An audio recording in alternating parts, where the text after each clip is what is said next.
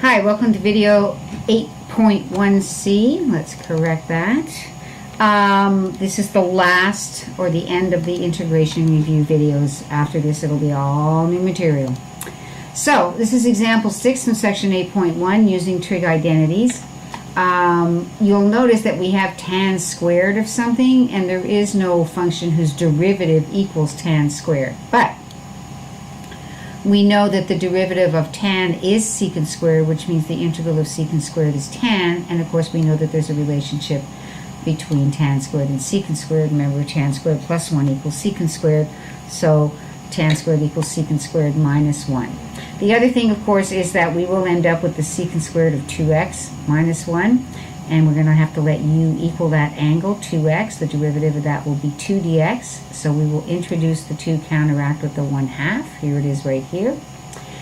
And from that point, again, as we said, we'll replace tan squared u by secant squared u minus 1. We'll split that difference up. And then we integrate secant squared u to get tan u, and we integrate 1/2 of 1 du, which is 1/2 of u, plus c. And then don't forget to always rewrite the final answer in terms of the variable in the question. We did look at these the other day in class. This is from page 523. These are different procedures that you can try when integrating. You can expand the numerator, so here they expanded a plus b all squared.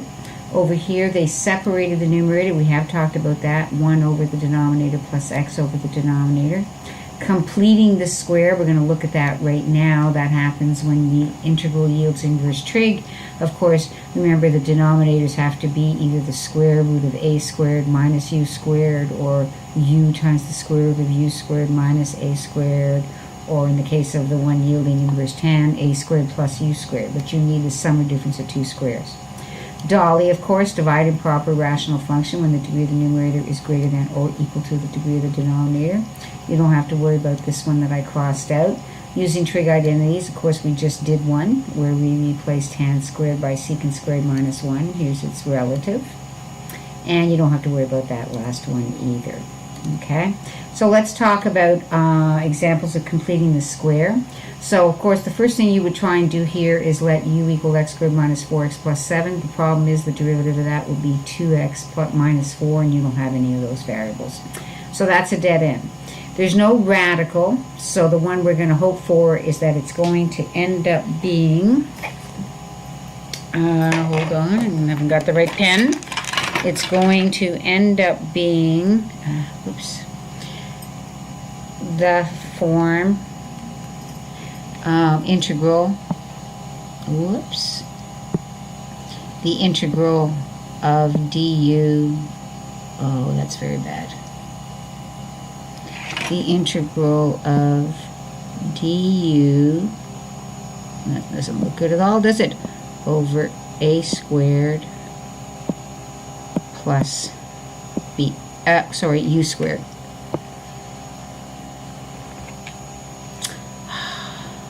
Over a squared plus u squared. Sorry, this is so bad.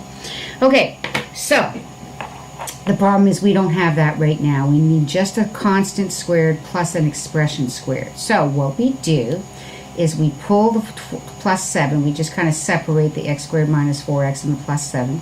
And now I'm going to complete this square right here. So remember, we take half the linear term, which is negative 2. We square it, we get 4. Now here's the interesting part. You're used to having an equation where you complete the square and you add 4 to both sides. But this is not an equation. This is just an expression in the denominator. So I'm going to add this 4 in here so that I've turned this binomial into a trinomial, which is a perfect square. But I have to counteract that adding of 4 by subtracting 4. So now what happens is this is x minus 2 all squared. This is 3.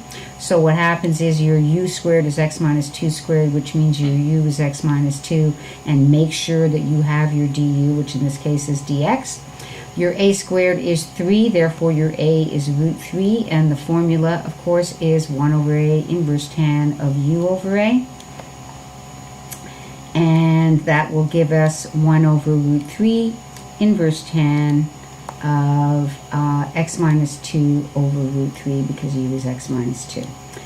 Number 68, this is a definite integral, the integral from 1 to e of 1 minus ln x all over x. So again, this is one of those cases where we have a binomial over a monomial. We're going to split it up. Do keep in mind that this is not true. A over b plus c does not equal a over b plus a over c. But this is true when your denominator is a monomial. So I do have a monomial denominator. I am going to split that up. And then, of course, from there, pretty straightforward. As far as the first one, you'll be able to integrate. In this one, you're going to purposely let u equal ln x because the derivative of ln x, sure enough, is 1 over x dx. So I'll just kind of rewrite it. So what happens at this point is the integral of 1 over x is ln absolute value of x minus, and in effect this is u times du, so it's u squared, so ln x all squared over 2. Now we're evaluating each of these from 1 to e, so when I plug in e I'll get ln e, well e's 2.7, so that's positive, and then minus ln 1. Over here I'm going to have the ln squared of e all over 2 minus the ln squared of 1 all over 2. And of course the key thing to remember in all of this is that the ln of 1, don't forget, is 0. Okay? So what happens is we have 1 minus 0. Let me extend the page here.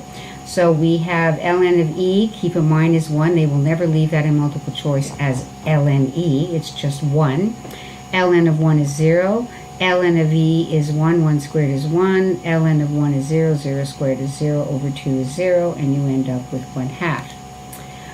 There is another way to do this one. And the other way to do this one is to let u equal that numerator, which is kind of out of the ordinary. So if you let u equal 1 minus ln x, the derivative of that would be negative 1 over x dx.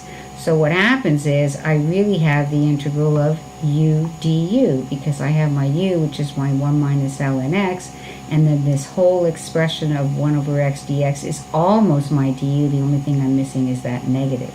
Introduce, counteract. You are now integrating negative the integral of u du, which is u squared over 2, and u is 1 minus ln x. Once again, we are now going to substitute in the limits of integration. I'm going to plug in the top number first, minus, and then the bottom number second. Again, ln e is 1, and ln 1 is 0. And so you'll end up with 0 plus 1/2. And that will be 1/2.